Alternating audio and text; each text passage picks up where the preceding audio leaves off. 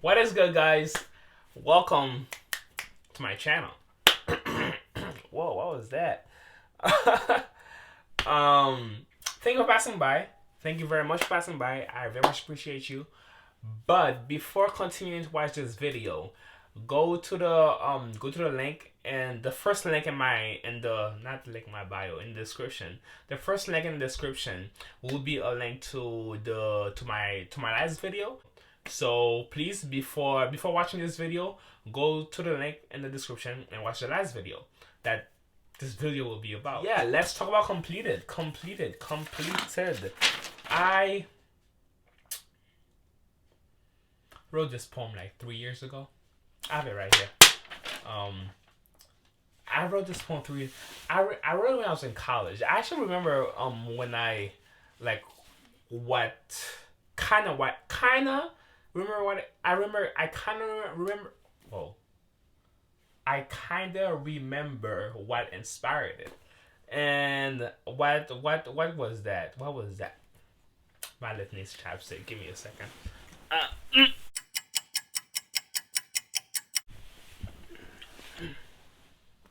Hi, I'm back. Um, yes, what inspired it? I was talking to a friend of mine in college, and and I don't know what we're talking about. I'm sure it has something to do with old age, because that's what the poem is about. But the conversation we're having inspired that poem, and I wrote that poem, and yeah, that was that. There will be a link in the description that also takes you to a blog post I made about this poem. So it's just the words for it, so you can just go to the blog post and read the words.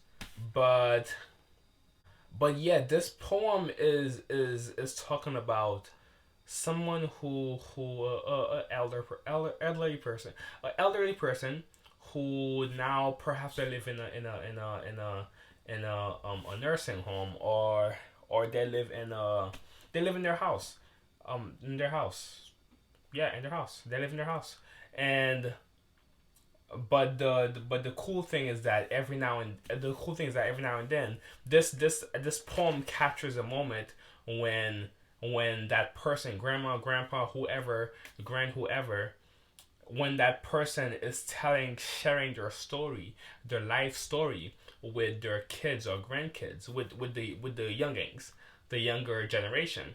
So yeah, that's what this poem is saying basically. It's just a poetic way to say that grandma is telling me a story. Grandma's telling me about her life. Grandpa's telling me about his life. My grandparents are telling me about their life. That's what this poem is saying. It's not too complicated. It's not too crazy. It's actually a pretty simple piece. One of the more simpler pieces that I wrote. But I definitely it's definitely more poetic than I usually write. More poetic than I usually write. My in the beginning of the poem, when I'm old and not yet withered, I just realized that I had some of my friends read it. I just realized that line is more complicated than I intended for it to be. Did I press play? Oh my god. I press play. I just realized that okay, I just realized that line and not yet withered is not as clear. It means that you're dead. You know, your bones are withering away underground. That's what that line means. So yeah, when I'm old and not yet withered, crank in the crank shelter. In the crank, when I say in the crank shelter, I'm imagining a house, a very old house. So let's say that old person, and then I'm specifically imagining a wooden house, a very old wooden house. In Haiti, I lived across a building where the lady who lived in that building, the lady who lived in that building, she was an old lady, and the building was pretty old. and I was actually always scared to go in there because it always seemed like the building was leaning and cranking whenever you move. It cranks with you. But so yeah, so when I say a crank shelter, I'm referring to that. It's slightly bitter. You know how some old people are more bitter than necessary than needed. Their time has driven them to be bitter. Their time on Earth. Um, and my companions and housemates have disintegrated to immobile. That immobile, same thing. I was about to potato tomato, tomato tomato. Um, yeah, but that line just talks about people who have grown old and their joints stop working. They're not able to walk by themselves, so perhaps they're in a wheelchair, or at best they have a cane or a stool. A walker. I forgot what this thing is called. Um, yeah, I forgot what this thing is called. But yeah, so that's what this line is not talking about them dying, but them not being able to move by themselves. And memories on my wall, pictures of your family on your wall, of your kids, of your experiences, or pictures of them on your wall. Beautiful faces that tell science stories. Beautiful faces. I'm referring to how people always say my grandma's so beautiful, and which I'm sure your grandma's beautiful, but I wanted to zoom in on that. Um, Beautiful faces that tell salient stories that only memories could truly understand. No, no. Beautiful faces that tell salient stories that only memories could truly experience. Somebody's telling you a story, and yeah, all right, you can imagine the story, but truly, it's their memory could truly experience it. You can experience it in your own imagination, but it won't be as true when compared to somebody's memory experiencing that experience. So I was highlighting that with that line. So yeah, silent stories that only memories could truly experience, and that only the present could wholeheartedly understand. So the idea behind that is that you go through an experience, and the older you get, the more you understand that experience. So in that experience, you won't understand anything about it or why you're going through that. But when you're older, so when you're in the present, telling the story, recounting the story to kids, to younger generations, to whoever seems to listen, whenever you're retelling the story, that's when you realize, that's when you start to really understand why you had to go through that experience. Is when you retell the story.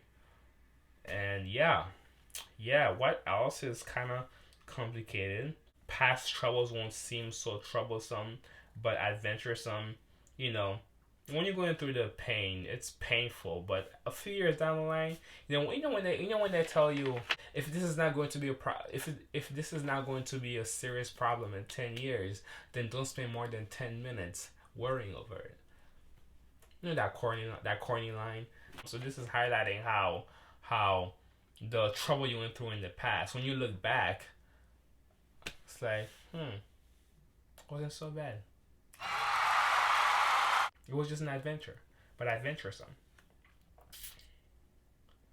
And yeah, I know my mark on earth won't be gone. And the purpose that always remain untold, no matter how much I was told and told. So this line is the last complicated, well, not complicated, but like more in depth line in the poem. Um I gotta stop saying this is teaching me a lot of public speaking skills. But this line, and a purpose that always remained untold, no matter how much I was told and told.